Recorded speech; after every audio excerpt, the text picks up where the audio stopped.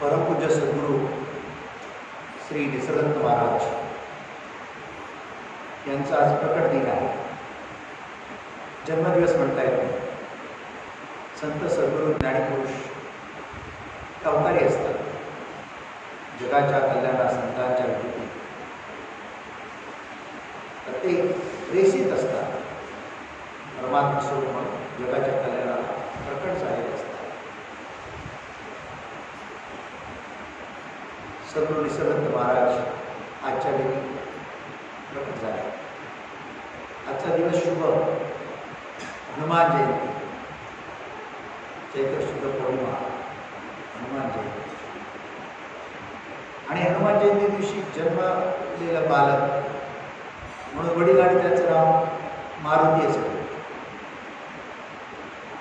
एका गरीब कुणबी समाजामध्ये शेतकरी कुटुंबामध्ये त्यांचा जन्म झाला. असे त्यांचा जन्म मुंबईमध्ये झाला. पण ते लहान असताना मुंबईमध्ये प्लेगची साथ आली आणि वयाच्या 3ऱ्या वर्षी त्यांचे वडील त्यांना घेऊन त्यांच्या गावी गेले. पूर्वीचं रत्नागिरी जिल्हा आता सिंधुदुर्ग म्हणतात, मालवण तालुका. मालवणमध्ये देवंडी म्हणून गाव आहे, तिकडे ते गेले. गावी पुरुष जमीन नव्हती म्हणून कांदळगावला त्यांनी त्याच्या वडिलांनी थोडी जमीन घेतली आणि तिथे ते राहायला लागले. त्या गावामध्ये फक्त 4थीपर्यंत शिक्षण होतं. त्यामुळे निसर्गदत्त महाराजांचे शिक्षण त्या गावात 4थीपर्यंत झालं. पुढे शिकायची इच्छा असून ते शिकू शकले नाहीत, कारण 6 मैल पुढे मालवणला चालू जायची गरज होती. तेव्हा काही वाहतुकीची सोय नव्हती, त्यामुळे शिक्षण राहिलं. काही दिवसातच त्यांचे वडील निवर्तले त्यात जरा, आणि मग ते आणि त्यांचे वडील भाऊ दोघे म्हणून शेती करत होते. भाऊ पण मुंबईला निघून आला. महाराजांनी काही दिवस गावाकडे शेती केली. तेव्हा सुद्धा विशेष म्हणजे महाराजांचा जन्म झाल्यानंतर ते आजही तिकडे गेले तर त्यांचं जे घर त्याच्यापुढे जंगलच आहे आणि मग ती पुढे जंगलात घेऊन जायचं. पण सकाळी उठले की पहिले ते जंगलात गेल्याचे काही फुलं गोळा करायचे आणि आईच्या ओढणीत फुलं देऊन आईला नमस्कार करायचे आणि सूर्याकडे एकटक बघत राहायचे. त्यांचे नेत्र तुम्ही बघा की अगदी असे सूर्याकडे रोखून बघणारे आपल्याला सहजपणे लक्षात येतं. इतकी क्षमता होती. असं म्हणतात की मारुती जेव्हा जन्माला तेव्हा सूर्याकडे झेप घेतली. हाच मारुती त्या सूर्याकडे बघत असायचा. आणि वयाच्या 20व्या वर्षी साधारणपणे ते मुंबईमध्ये आले. वडील भाऊ मोठे भाऊ मुंबईला आलेच होते, त्यांच्याकडे आले. काही दिवस महाराजांनी गोदीमध्ये नोकरी केली. पण ते स्वतः सांगायचे आम्हाला, तुमचं भाग्य आहे 9 वर्षाचा सहवास लाभला त्यांचा आम्हाला. त्यामुळे गुरुजी जवळ बोलता आला, संवाद साधता आला, काही त्यांच्या बालपणाच्या गोष्टी करू शकल्या. महाराज सहजासहजी आपल्या वैयक्तिक जीवनाविषयी सांगत असतात. फार क्वचित काही प्रसंग उद्बोधक असेल तरच महाराज आपल्या जीवनाविषयी सांगायचे. वैयक्तिकदृष्ट्या काही बोलायचं टाळायचे. आजचा हा दिवस आहे तो सुद्धा खूप वर्षांनी आम्हाला माहीत झाला. त्यांचा जन्म आज झाला हे ते सांगत होता. कुठून खूप वेळा विचार सांगायला तयार नाही, माझा जन्मच झाला नाही. हे आपल्या आई तोंडाच्या तोंडावर लोकांना विचारल्यानंतर तुमच्या कल्पना आहे तुमची, माझा जन्म झालेला आहे, मला बाप नाही, आई नाही, मीच परमात्मा आहे असं म्हणतो. मग शिष्य लोक आम्ही त्यांना असं असतं आपली गुरुपरंपरेमध्ये गुरुची जयंती पुण्यतिथी साजरी करायची असते. म्हणजे काही उत्सव साजरे करून सगळे शिष्य एकत्र येतात आणि भक्ती ज्ञान चर्चा एकत्र बसून केल्यावर वाढते. ही संप्रदायाची रीत आहे. पण आम्हाला तुमचा पण जन्मदिवस साजरा करायचा आहे सांगा. खूप विनंती केल्यावर आडेवाडे घेऊन एकदा त्यांनी सांगितलं आणि तेव्हा आम्हाला असं वेगवेगळं कळलं. महाराज गावाला असताना सुद्धा मुंबईला यायच्या आधी गुरुराज चालायला गुरांना लांब पाण्यासाठी घेऊन जायला लागायचं. एक दिवशी महाराजांनी आपल्या घराच्या जवळच एक खड्डा फोडला, त्याला पाणी लागलं. ते आजही तिथे तसं ते भरलेलं असतं, आजही जास्त करून खोदायला आणि पाणी लागतं. त्यांना प्यायला पाणी डोंगरात जायला लागायचं, तिकडे झरा होतात, त्या झऱ्यात आणायचे. म्हणजे पाणी जवळ नव्हतंच, पण महाराजांनी खोदलं आणि तिकडे पाणी लागलं. आजही गुरांसाठी ते कामाला येत नाही, गुरांसाठी कामाला. मुंबईला आले, नोकरीला असताना ते स्वतः म्हणाले की नोकरी करायचा माझा पिंड नाही, कोणाचा बांधलेला होणे मला जमलं नाही. गोदीतली नोकरी त्याने सोडली आणि मग स्वतःच विड्या उडवण्याचा एक कारखाना धंदा चालू केला, विड्या बनवणे ते त्याने सुरू केलं. मग असं करता तो धंदा त्यांचा वाढला. जो जर 50-60 बायका त्यांच्याकडे काम करायच्या त्या कारखान्यात, 60-65 बायका आणि छोटी छोटी 9 दुकानं महाराज त्या विड्याकडे विकायचं. 9 दुकानं स्वतःचा. महाराजचा एक नेम होता, गिरगावमध्ये एक मंदिर आहे, काळाराम मंदिर, तिकडे ते नेमाने द्यायचे. तिकडे नमस्कार केल्यानंतर तिथे गायी आहे त्यांचा आराधना द्यायचे आणि तिथून पुढं थोडी घेऊन परत घरी आल्या आईच्या उंबरीवर नमस्कार करायचे आणि मग धंद्याला जायचे. पण तिथे एक व्यायामशाळा होती. त्या व्यायामशाळेमध्ये बापकर नावाचे ग्रस्त आणि काटली नावाचे ग्रस्त नेहमी येते. बापकर जे होते त्यांना महाराजांना विशेष वाटायचं, त्या माणसामध्ये काहीतरी विशेष आहे. त्याला विचारायचं तू इतकं परफेक्ट असतं, आम्हाला जे कळत नाही पटकन तुला कळतं, तुला कोणी काही सांगायला लागत नाही, तूच उलट आम्हाला शिकवतोस, हे तुझ्यात आलं कुठून? ते म्हणाले माझे गुरु आहेत निसर्ग महाराज, सिद्धरामेश्वर महाराज, माझे गुरु आहेत सिद्धरामेश्वर महाराज, त्यांच्या कृपेने आहे. महाराज म्हणाले कुठे असतात ते? नाही, इथे मुंबईतच असतात, माधवबागेमध्ये. महाराजांचे लॅमिंटर रोडला, म्हणजे ग्रँड रोडपासून जवळ लॅमिन रोड म्हणजे केतवाडी, तिकडच्या मागच्या बाजूला ती माधवबाग आहे, खूप लांब नाही. तर माधवबागेमध्ये ते असतात. तुला चल घेऊन जातो म्हणे. नाही नाही, माझा विश्वास नाही. मुंबई मायानगरी आहे, इथे दिवसाची रात्र, रात्रीचा दिवस होतो. इथे एखादा संत साधू ज्ञानीपुरुष असू शकतो काय? माझा विश्वास नाही असं म्हणून टाळायचे. पण परत कुतूहल सारखं असायचं, त्यांना कौतुक करायचे, त्याला परत परत विचारायचे. मग त्यांनी आठवड्यात चलला एकदा बघून करते भेटून ये, तुला नाही काही मानायचं त्याला, नाही परत त्यांच्याकडे यायचं, घेऊ नकोस म्हणजे एकदा चल. एक दिवशी गेले, तो शनिवार होता आणि माधवबागेमध्ये महाराजांचं निरूपण चालू होतं, सिद्धरामेश्वर महाराज. आणि ते आले आणि असे मागे बसले. गर्दी होती, मागच्या बाजूला बसले. निरूपण संपल्यानंतर सगळे लोक इथून नमस्कार करायला लागले. बापकर इकडून नमस्कार केला त्यांनी. महाराज काही उठले नाही. महाराज काय म्हणायचे त्या बापकर?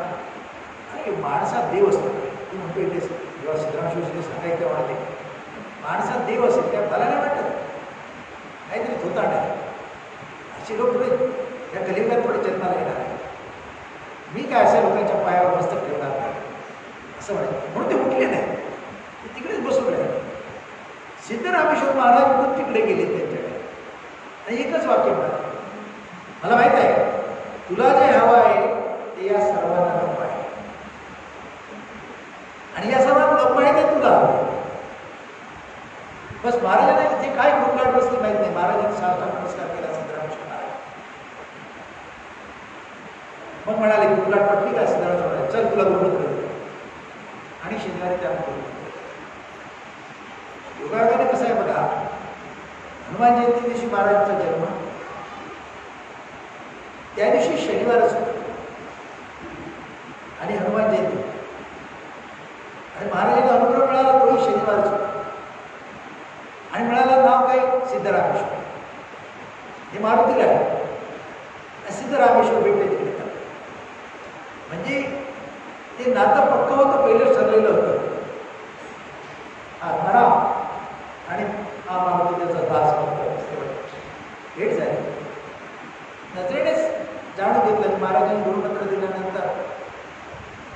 महाराजांनी पाठ केला.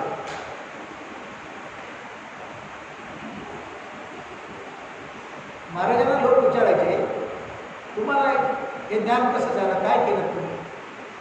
तुम्हाला तर 3.5 वर्षाचा सहवास लागला. म्हणजे सिद्धरामेश्वर महाराजांना भेटल्यानंतर 3.5 वर्षांनी सिद्धरामेश्वर महाराजांनी देह सोडला. म्हणजे 3.5 वर्षाचा सहवास. तुम्हाला एवढं ज्ञान झालं काय? झालं कसं? तुम्ही का म्हणता मी काय वाचलं नाही, वाचत नाही, काय त्याच्यात आहे? माझी ओळख मला महाराजांनी करून दिली. मी अज्ञानामध्ये काहीतरी दुसरीच ओळख घेऊन बसलो, तुमची नाहीच आहे, त्याचा पत्ताच नाही. त्या ओळखीचा आता पत्ता शोधला तर नाहीच आहे. मी हा कल्पित पुरुष आहे, कल्पनेतून निर्माण झालेला आहे. मी म्हणून कोणी नाहीच आहे. जो मी म्हणणारा आहे तो वेगळा आहे. तो मी म्हणणारा जो आहे या देहामध्ये, त्याची ओळख मला महाराजांनी दिली. माझी खात्री पटली. मी त्या ओळखीने राहायला सुरू केलं. त्या ओळखीच्या आड येणाऱ्या ज्या गोष्टी त्याग केला आणि ते एकच महावाक्य त्यांचं चाटत बसतो. असं म्हणाल, चाटत बसतो. आम्हाला पण बरोबर सांगायचे, काय करू नका, फक्त जे तुम्हाला अनुभव मिळाला, गुरुमंत्र मिळाला, ते महावाक्य चाटत बसा. तेवढं केलं तरी खूप आहे. काय का नाही सांगायचं, माटी घालून बसायची सुद्धा गरज नाही. चालता बसता उठता फिरता खाता जेवता प्रति सुखाच्या वेळी नामस्मरण करा. त्याला बंधन नाही. भांडी घासताना नामस्मरण करा, जेवण करताना फोडणी देताना नामस्मरण करा, असं महाराज सांगायचं. त्याला खास वेळ काढायची गरज नाही. तुम्ही त्याच्याशी अनुसंधान ठेवून जर राहिलं पाहिजे, बस. अनुसंधान ठेवता. शब्दसुद्धा अनुसंधान कसं आहे, आध्यात्मिक शब्द असताना फार चांगले आहे. सूक्ष्मावळी सूक्ष्म जे आहे ते तुके बिंदुले तेने त्रिभुवन पोटाट, ते अणु रेणू चक्रपाणी असं म्हटलं ना, ते अगदी अणु म्हणजे थोडं मापता अणु रेणू परमाणू म्हणतात. परमाणू मापता येतात, अणु मापता येत नाही. सूक्ष्म परमाणू मापता येत नाही. मापता येत नाही इतकाही सूक्ष्म तो. ते मी आहे असं मला सांगितलं तर मी तेवढंच पाठवलं, बस. देहाच्या दृष्टीसाठी देहाची कर्म चालू होती. मग ते एखाद्या सिंगणात नाटकात अनेक रोल करतो ना, त्याला तो आपली ओळख विसरतो काय? ही ओळख त्याच्याकडे खोटीच असते, परंतु जी आहे ती तो धरून ठेवतो ना, त्याला शक्य होतं ना. मग मला काय ओळख गेलं नाही, मी त्याचीच ओळख वाढवली. आणि मग जे मला द्यायचं ते माझ्या सद्गुरूने दिलं. पण मधल्या काळामध्ये बऱ्याच काही गोष्टी घडल्या की जेव्हा मी म्हणालो 3.5 वर्ष सहवास लागला, शेवटच्या वर्षी 1 वर्ष जे सोडणार सिद्धरामेश्वर महाराज जे त्याग करणार त्याच्या 1 वर्ष अगोदर सिद्धरामेश्वर महाराज दरवर्षी माधवबागेमध्ये दिवाळी सप्ताह करायचे. दिवाळी सप्ताह मग खास सत्संग 2 दिवसाचा सत्संग करायचे. अनंत चतुर्थीच्या दिवशी, नरक चतुर्थीच्या दिवशी आणि धनत्रयोदशी आणि नरक चतुर्थी 2 दिवशी ते सत्संग करायचे. महाराज काय म्हणायचे, दिवाळीमध्ये तुम्ही जो आनंद करता तो खोटा आनंद आहे. तुमचं दिवाळी काढून घेता, माझ्याकडे या तुम्हाला खरा आनंद दाखवतो. जे उगाच तुम्ही काय कल्पनेमध्ये करताय ना, दिवे ओवाळताय, दिवे ओवाळायचा तो आतला दिवा ओवाळायचा. तुम्ही खोटे खोटे दिवे ओवाळता. इथे आले तर तुम्हाला आतला दिवा दाखवेल. म्हणून तुम्ही इकडे या, तिकडे उगाच पॉकेटला ते पैसे खर्च करत बसू नका, दिवाळी काढू नका. त्याच्यात काय खरं नाही. म्हणून शिष्याला मुद्दाम त्याच्यातून अलिप्त राहावे म्हणून त्यांनी तो कार्यक्रम त्या टायमात ठेवला होता. त्या कार्यक्रमात एक दिवशी महाराज बोलताना असं बोलले, खरा शिष्य कोण? प्रसंगी गुरुवचनासाठी प्रपंचाचा त्याग करेल, बायकापोराचा त्याग आणि गुरुकार्याला वाहून घेईल, गुरुच्या ज्ञानाचा प्रचार प्रसार करेल, तो खरा शिष्य. असं एवढंच महाराज म्हणाले. आणि हे निरूपण महाराजांनी धनत्रयोदशी चतुर्दशी नरचतुर्दशी केलं असेल. आणि दिवाळी 2 दिवसात असतानाच महाराज पुढच्या वर्षी नेक्स्ट इयरला 2 दिवस असताना एका दिवशी महाराजांनी देश काढला. एकादशी, द्वादशी, मग धनत्रयोदशी, चतुर्दशी हे 2 दिवस अगोदरच महाराजांनी एकादशीला देह त्याग केला. तो सप्ताह गेला. पण पुढच्या वर्षी जेव्हा तो सप्ताह आला तेव्हा महाराजांना अशी पोपडी जाणवायला हेरपण माझे गुरु नाही आहे, पण ते जाता तर काहीतरी म्हणून गेले, ते मला करायचं. त्यांचा निषेध गुरु कार्याला वाहून घ्यायचं बस. मग त्याच्यासाठी मला आत्मपरिचिती पाहिजे, म्हणजे मला माझ्या स्वरूपाचं ज्ञान झालं पाहिजे आणि त्याच्यासाठी साधनेची गरज आहे. तर त्यांची एक कल्पना अशी, प्रपंचात राहून साधना काय होणार, म्हणून त्यांनी प्रपंचापासून दूर जाऊन कुठेतरी हिमालयात जाऊन साधना करावी. म्हणून एक दिवशी तो सप्ताह तोंडावर असताना ते अगोदर 2 दिवस घर सोडले. त्या सप्ताहालाही थांबले नाही आणि दिवाळीमध्ये लोक कामगारांना बोनस द्यायचा असतो, पगार द्यायचा असतो, काही विचार केला नाही, धंद्याचा विचार केला नाही. आणि दिवशी रात्री गपचूप मुलं आई मुलं झोपलेली असताना त्याने गृहत्याग केला. पंढरपूरला गेले. तिकडे गेल्यानंतर तिकडे मुंबईमध्ये व्यवसाय करत होते, जरा भारी कपडे अंगावर वगैरे असायचे, कपडे राहायचे. ते कपडे काढले, कोणा गरीबाला देऊन टाकले आणि साधं धोतर पंचा घेतला आणि शर्ट घेतलं आणि घोगडी घेतली, पायातल्या वाहनावर त्या पण कोणातरी दिल्या आणि ते कन्याकुमारीला गेले. कन्याकुमारीला तिथे रामचंद्र परमहंस समाधीचं दर्शन घेतलं आणि तिथे ते काशीला गेले. काशीला गेले, धर्मशाळेत राहिले होते. मी गोष्ट बऱ्याच प्रसंग आहे, पण ते आठवण करून देतो महाराजांचं कसं काही नवीन आहे. तर अशा वेळेत रात्री राहिले काशीला. तर रात्री 2 वाजता त्यांच्या खोलीचं दार वाजलं. दरवाजाकडून बघतात एक सुंदर स्त्री नटून तटून त्यांना बोलवते आपल्याकडे. ती दाखवत तिचा रूम समोरच आहे, त्याची खोली सजवलेलं पलंग. ती बोलवते महाराजाला. तर महाराज म्हणतात सिद्धरामेश्वर महाराजांना, काय महाराज माझी परीक्षा घेता काय, अजूनही माझ्या वासना शिल्लक आहेत, माझ्या प्रपंचात जीव राहिला, तपासाला पाठवले ना काय, नाही जाणार तिकडे. तिला त्यांनी हाकलून दिलं तिला आणि सकाळी विचारलं तिकडे त्या धर्मशाळेच्या व्यवस्थापकाला, काय रे बाबा ही धर्मशाळा आहे, हे कसले धंदे करतात, कसल्या बॅगाला खोल्या देतात. एक बाई तर रात्रभरच हैराण करत होती, आम्ही साधण्यासाठी आलेली माणसं, धर्मशाळा आहे नाही. मग म्हणाले काय बोलतात तुम्ही, कोण बाई, कुठे नव्हती इकडे, माझ्या समोरच्या जाऊन तिकडे बघा, हे रजिस्टर बघा, कोणी नाही आहे. महाराज समजा ते समजून गेले की महाराजांनी तिला तयार केली, परीक्षा घ्यायची होती म्हणून. महाराज पुढे जायला निघाले.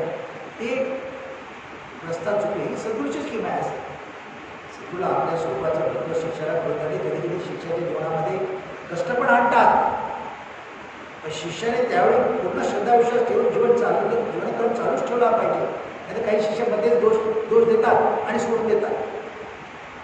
मग महाराज वाळवंटात बसले, चुकले, रस्ता चुकले आणि म्हणतात की हे त्यांच्या मुखातून ऐकलेलं आहे. म्हणतात की वाळूचे मोठे मोठे लोक आहेत, खाली वाळू तापलेली आहे, पाया भाजतायत, पण जय गुरु म्हटलं की थोडा आराम होतो पायाला चटके लागतात. जय गुरु म्हटले की पायाला आराम होतो. पण एका क्षणाला असं झालं, भर दुपारची वेळ होती, मूग तोंड कोरडं पडलं होतं, खूप ताण लागली होती, पायामध्ये त्राण नव्हतं, चालून थकलो होतो, कुठेतरी विश्रांतीला जागा पाहिजे होती. तर आजूबाजूला झाड नाही, पेड नाही, घर नाही, दार नाही, काही नाही. अगदी असं जीव कंटाशी आला होता, जीव झाडा असं वाटायला लागलं. तरी पण महाराजांचं नाव घेऊन चालतो. तर थोडा पुढे गेलो, दमलो म्हणून माणसाच मागे नजर कशी गेली, तर मागे एक झोपडं दिसलं जवळच. तर तिकडे गेलो तर ते यजमान जेवणाच्या तयारीत होते, भोजनाच्या तयारीत होते. मला बघितल्यावर त्याने बोलवलं, मला जेवण दिलं, मला पाणी दिलं आणि मला तृप्त वाटलं, खूप बरं वाटलं. मी त्यांना धन्यवाद दिले आणि तिथून जायला निघालो. 2-4 पावलं पुढे गेलो आणि म्हटलं वाळवंटात मगाशी तर मला काही दिसलं नाही, अचानक एवढा त्रास झाला तर झोपी कुठून आली. माझ्याकडे पद्धत झोपली नव्हती, पण मात्र पोट भरलेलं होतं, ताण शिकलेली होती. म्हणजे गुरुकृपेचा अनुभव किती त्यांनी शिकला. आणि मग ते चुकून दिल्लीत गेले. दिल्लीमध्ये त्यांचे गुरुबंधू विलासानंद महाराज म्हणून श्रीराम स्वामी शिष्य होते, ते पूर्वी दिल्लीत होते. दिल्लीत त्यांचे अनेक शिष्य आहे, राजे आहेत, ते त्यांना भेटले आणि त्यांना आपल्या घरी नेलं. त्यांना पाहिलं प्रथम ओळखत नाही, त्याला प्रश्नच पडला कोण आहे. मग त्यांनी जवळ जाऊन विचारलं, तुम्ही मारुतीराव ना? हो म्हणाले. मग महाराज मला ओळखले की त्याने विचारलं, हो तुम्ही विलासानंद महाराज म्हणाले. मग तुम्ही बोलले नाही माझ्याशी, मला ओळखी दाखवायची. कुठे जायचं आहे? हिमालयात जायचं आहे. कशाला? तपश्चर्या करा.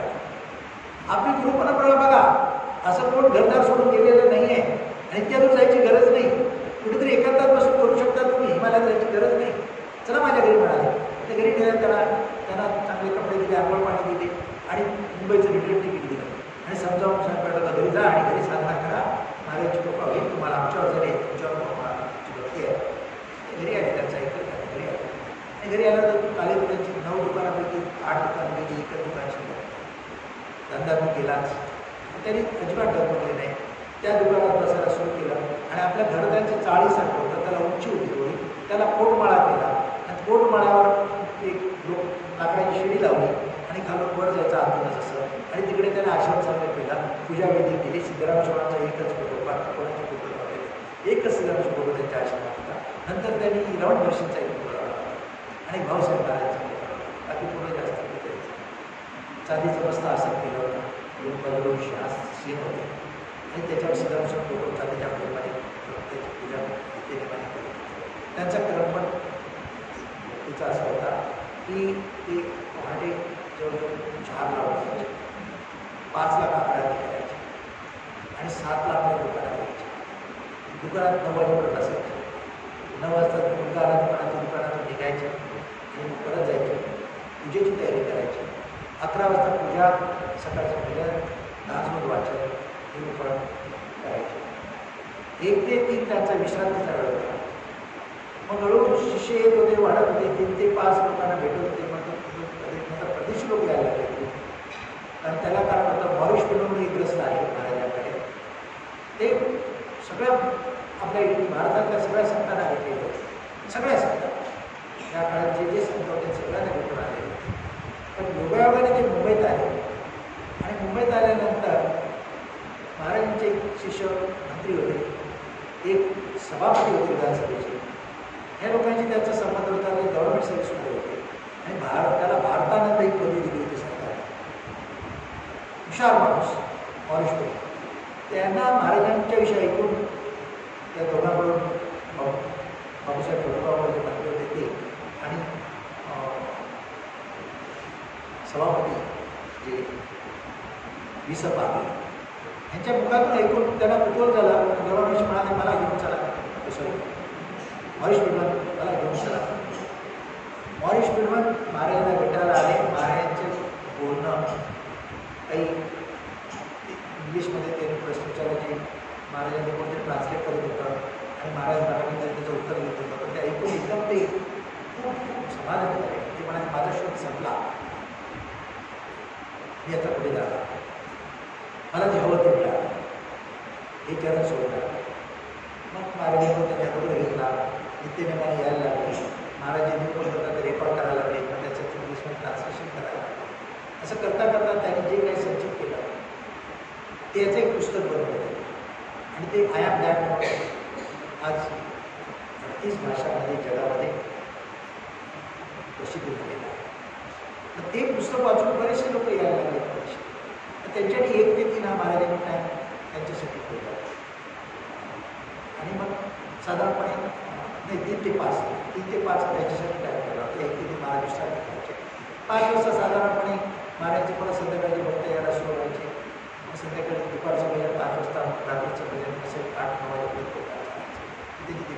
रात्री नित्यनेमाने त्यांचे गुरुबंधू होते भाईनाथ सबनीस, ते आणि महाराज दोघे जण गिरगाव चौपाटीवर जायचे.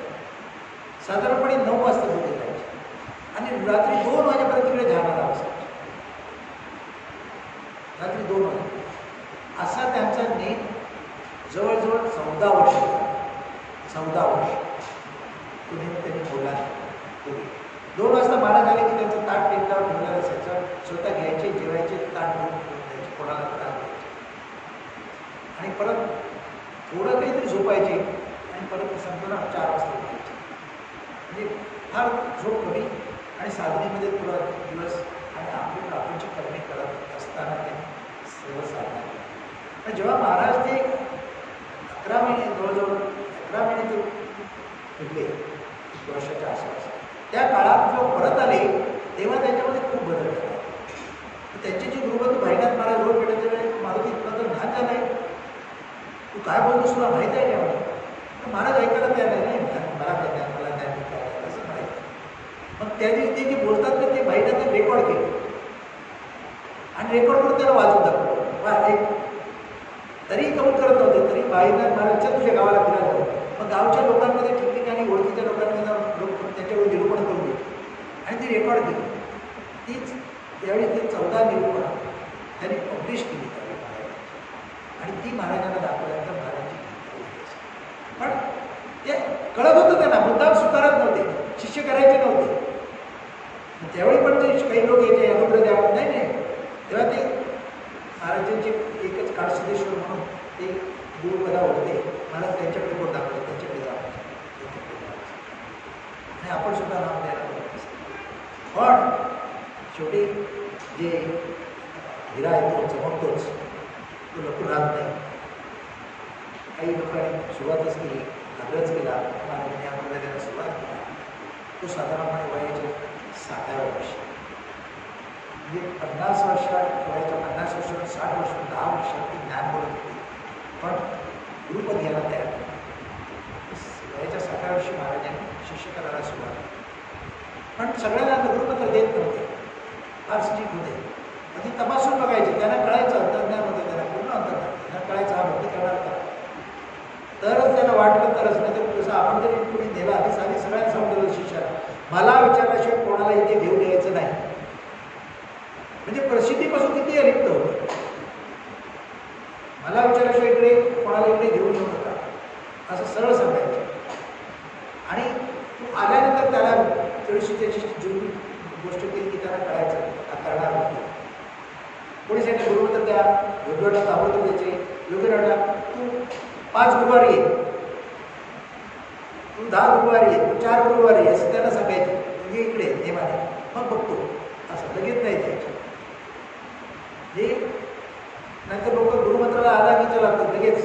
काही लोकांकडे लाईन लागते आणि गुरुमंत्र देतात, नाही कोणाला म्हणत नाही, कोणाची चौकशी पण करत नाही. म्हणजे मला अनुभव आहे की एका माणसाला नेलं होतं, मला पहिल्याच विचारलं ह्याला कशाला आणलं, ह्याच्याकडून काय भक्ती होणार नाही, हा संप्रदायाचा ह्याच्याकडून घडणारही नाही, ह्याच्याकडे मी काय करू शकत, त्याचा प्रारंभ फार वाईट आहे, घेऊन जा त्याला असेल, प्रारंभ खूप वाईट आहे. तर त्या माणसाला आहे तीपर्यंत मी पाहिला, खूप त्याला त्रास जीवनामध्ये झाला आणि तो खूप व्यसनाधी होता. त्यामुळे ते महाराजांनी ओळखलं होतं, कारण ह्याला तेव्हाच व्यसनाधी होता. महाराजांना ही परीक्षा होती की एकदा महाराज मालवणला गेले होते आणि त्यांच्याकडे राहिले. ते पहिल्या माळ्यावर महाराजांना घेऊन येतात. पहिल्या माळ्याच्या किमतीतून सकाळी उठून महाराज म्हणतात ते लाईन लागली की महाराजांनी त्या घरच्या माणसाच्या इकडे काय बँक आहे की रेशन दुकान आहे काय, का म्हणून महाराज खाली लाईन लागली एवढी मोठी, ती बँकेसाठी रेशन दुकाने नाही, तुमच्याकडून गुरुमंत्र घ्यायला लाईन लागली. काय बोलता, त्यांना सांगा आधी लॉकर घेऊन लॉकर घ्या, लॉकर बँकेत लॉकर घ्या, मग माझ्याकडे. महाराज असं का ठेवणार पुढे गुरुमंत्र ते, अहो यातले गुरुमंत्र काय घेऊन पुढे ठेवायचा नाही, साधना केली पाहिजे, याच्याकडून साधना होणार नाही. ते जे ऐकतात ते 10 लोक साधना करणार नाही. तुमची इच्छा असेल तर होती त्यांना, तुम्ही बोलवले त्यांना मला माहीत आहे, तुम्ही सांगितलं माझ्या तेव्हा आले. हे महाराज परकड असं बोलतात. हे सुद्धा जोडा, सगळ्या जोड. मंत्री आले भेटायला ते एकदा त्यांच्या कार्यक्रमाला मंत्री आले तेव्हा तुम्ही कशाला आले, मी जे सांगणार ते तुम्हाला तुम्ही स्वीकारणार नाही, तुम्ही माझ्या लायकीचे नाही, माझ्या कामाचे नाही, मी तुमच्या कामाचा नाही, तुम्ही जा. मी सांगितले करणार का तुम्ही, खोटी आश्वासनं द्यायची नाही. असं म्हटलं तर तुम्ही निवडणुकीच्या वेळेस थोडी आश्वासन देणारच, काय कामाचं आहे, तुम्ही जा असं सरळ त्या मंत्र्यांना सांगितलं. म्हणजे ते परकड मानव होते आणि सद्गुरूच्या प्रती पूर्ण श्रद्धा विश्वास. काही भक्तांनी त्यांना काही सांगितलं तर म्हणायचे सांगितल्याचा खूप महाराजांनी ऐकलं, सिद्धरामेश्वर महाराज तुझे काम करणार, निश्चित करणार, मी खात्री देतो, गॅरंटी देतो, पण तू भक्ती सोडू नकोस, भक्ती सोडू नको असं आहे. म्हणजे काही लोकांना जीवनामध्ये खरोखरच काही वाईट अनुभव आले तरी भक्ती सोडली नाही त्यांनी. महाराजांनी परीक्षा बघितलेली आहे. म्हणजे निसर्गदत्त महाराज म्हणून जे आता जे सिद्धरामेश्वर शिष्य आहे त्याच्यामध्ये वेगळंच व्यक्ती, वेगळीच व्यक्ती. जास्त शिष्यांची प्रसिद्धीची आवड नाही. आकाशवाणीवाले आले, टी व्हीवाले आले, कोणाला ओळख केला नाही. कधी एखादा पत्रकार आला तरी त्याच्या कार्यक्रमात त्याला त्यांनी मुलाखत दिली नाही. मला प्रसिद्धी नको आहे सरळ सांगायचं. परदेशी शिष्य वाढले ते त्यांच्यासाठी मठ करायला निघाले. पार्ल्याला जागा पण घेतली होती. महाराजांनी सांगितलं माझी मठी आहे ती मठी आहे, मला मठी काय करायचं. आम्हालाही सगळं सांगितलं होतं. त्यांनी एक ट्रस्ट बनवलं होतं, आय एम तुमची रॉयल्टी आहे. हे ट्रस्टच्या नावाने काही मठमध्ये करू नका. हां, कोणाला करायचं ते एकट्याने करा. माझं नाव घ्या, झाडाखाली बसा, मठमध्ये पंचपक्वान्न करा. तुमच्या हिंमत पाहिजे आणि गुरुवर श्रद्धा विश्वास. बस त्यांना विचारलं तुम्हाला ज्ञान झालं असं कधी वाटलं? ज्या दिवशी काही नकोसं झालं त्या दिवशी कळलं मला की मला ज्ञान झालं. मी बरोबर सुरू झालं. हे जग माझ्या काही कामाचं नाही आणि या जगाचं मला काही नव्हतं. हे ज्या दिवशी मला वाटलं त्या दिवशी समजलं बस, वेगळं काही नाही. महाराजांचे असे परकड बोल होते आणि त्यांचा अनुभव पण श्रेष्ठ होता. जीवनात अनेक चमत्कार केले, पण मुद्दाम लोकांना बोलवण्यासाठी चमत्कार कधी नाही केले. त्या त्या शिष्याच्या जीवनात त्या त्या प्रसंगाला त्यांनी अनेक चमत्कार. एकदा महाराजांना एका माणसाने विचारलं की एक चमत्कार सांगा. ते नारळाच्या झाडाखाली बसले होते आणि ही जगत चमत्कार आहे. हे जो नारळ असतो ना त्याच्यात पाणी कसं निघते वर, हा चमत्कार नाही. जगात छोटे छोटे चमत्कार आहेत, पण बघत नाही, लक्ष देत नाही. माझ्याकडे काय विचारायला येतात, तुम्ही बरोबर सुरू झाले तर तुम्ही पण चमत्कार तुमच्याकडून करावे लागत नाही, आपोआप होता. तो खरा आहे. नाही तिकडे लिंबू काढून देतो, नाही हे करून देतो, खोटा आडवा. महाराज हे म्हणायचे, जा तुला आशीर्वाद दिला तुला कल्याण होणार. महाराज पुढे म्हणायचे लवाड आहे, लवाड आहे. काही नाही करणार, करणारा सांगत नाही आणि करणारा त्याच्यामध्ये बदल घडवेल, त्याच्या आचार विचारामध्ये बदल घडवेल. असं आशीर्वाद देतो म्हणून काही होत नाही. तो खरा आहे. परदेशी माणूस महाराजांकडे आला तर त्याला विचारायचे, त्याला विचार किती दिवस तो मुंबईमध्ये आहे? नाही, उद्या जाणार. आता जायला सांगा. मी त्याच्या कामाचा नाही, एक दिवसात काही होणार नाही. त्याला विचार कशाला आला तो पटकन म्हणाला, नाही महाराजांना पाहायला मी काय शोकीशी वस्तू आहे काय मला बघायला यायला? जा इथे काय नाही तुझं काम. असं एक काही ते एखाद्या कॅसेटमध्ये एका कॅसेटमध्ये महाराजांना सरळ म्हणतात गेट लॉस. म्हणजे तेवढं पाठ केलं होतं गेट लॉस. म्हणजे महाराजांसाठी त्याला पटलं नाही, काहीतरी ॲडमिट करायला गेट लॉस.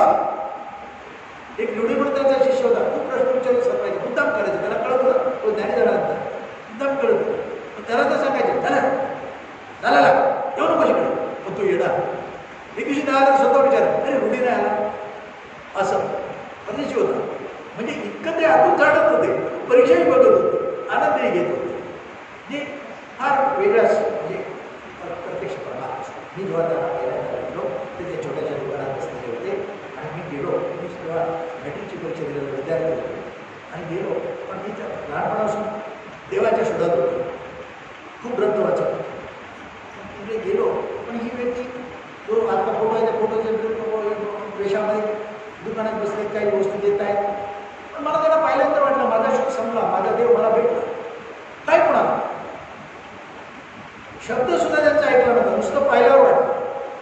मग परत आणि मला जर अशी करण्यासाठी बोलले ते ज्यांनी मला घेऊन गेलं त्याच्या हा कोण, त्याला विचारलं हा कोण, तसा शाळेत शिकणारा मुलगा आहे, त्याला कशाला आणलं?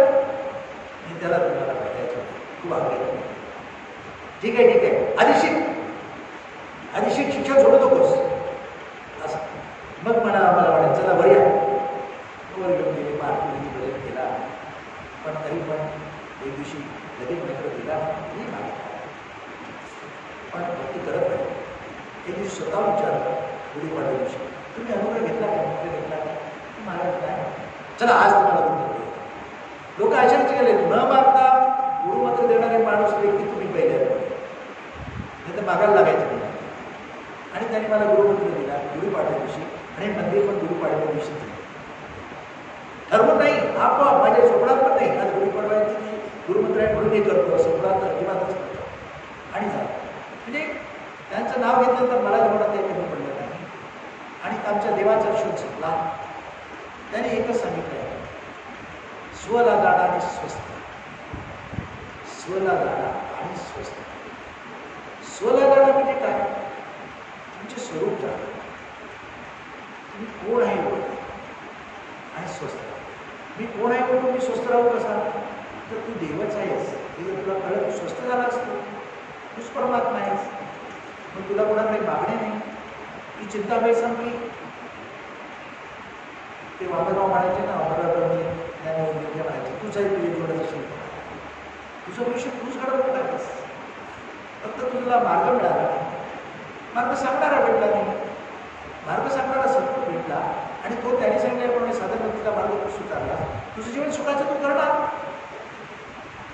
म्हणजे सरळ सरळ सांगून मोकळं व्हायचं. म्हणजे परखडपणे, शिस्त म्हणजे शिस्त. तुम्ही आता असे बसले, महाराजांकडे चाललं बसले, एका लाईनीत बसले, एकाच्या मागे एक, एकाच्या मागे एक, 4 लोक बसले की 5 लोक बसले, तरी पण लाईन नाही सुटायची. शिस्त. जो येईल पहिला त्यांनी पुढे बसायचं. मग तो आमका त्याचा मान पाहिला तो पुढे असलं काही महाराजांकडे नाही.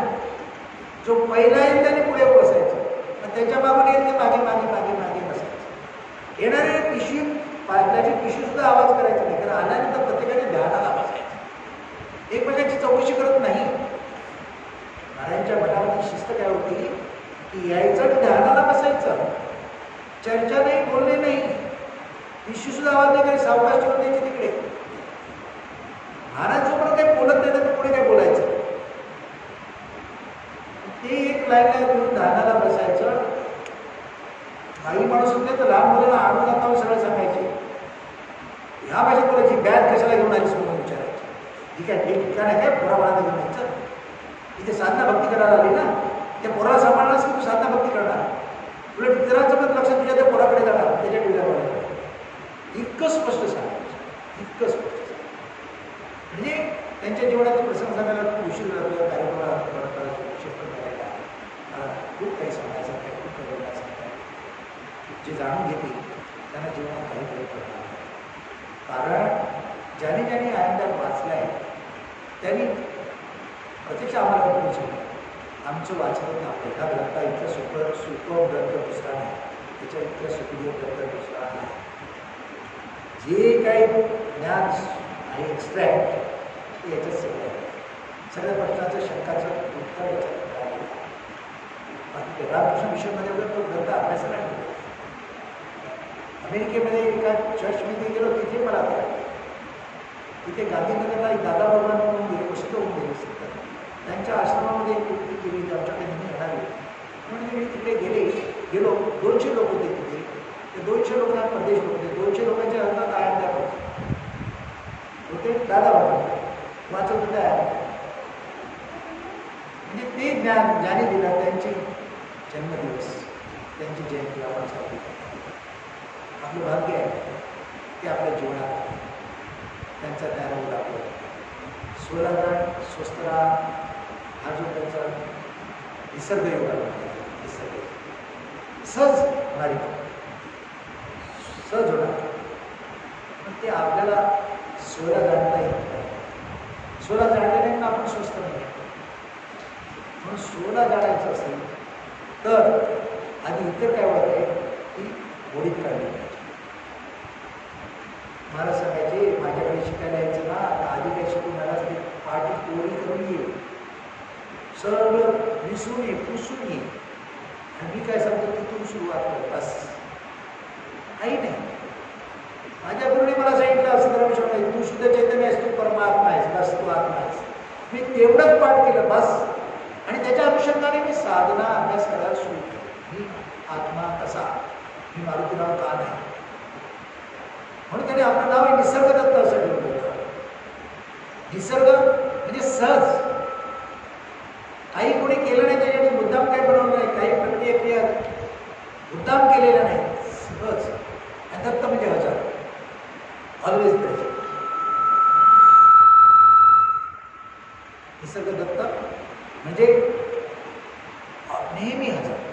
दत्त म्हणजे हजार आणि दिसावं सहज. जगामध्ये एकच आहे सहज हजर, तो ब्रह्मा.